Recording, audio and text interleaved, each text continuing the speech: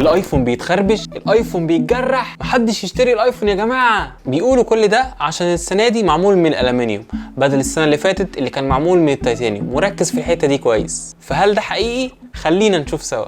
الحقيقي ان كل سنه مع كل ايفون جديد بنشوف فيديوهات للاختبارات العنيفه، زي حد مثلا بيخربش الموبايل بالمفتاح او بيرمي الموبايل حتى من الدور الثالث. وبرده كل سنه الناس بتقول يا نهار ابيض ده بيتخدش بسرعه، ده بيتجرح جامد، محدش يشتري الايفون. كل سنه بيحصل الكلام ده، وده حصل السنه دي هنا مثلا، او حتى هنا مثلا، او هنا مثلا.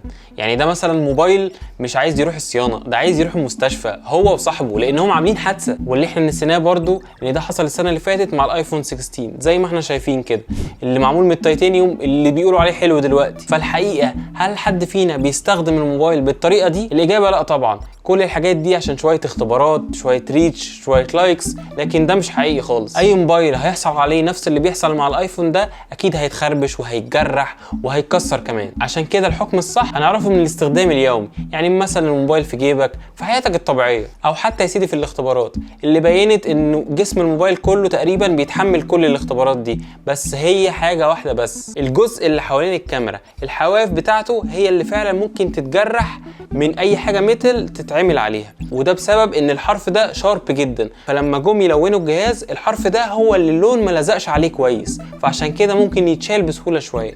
بس خليني اسالك سؤال مهم، كام واحد من اللي حواليك بيستخدم الموبايل من غير كفر؟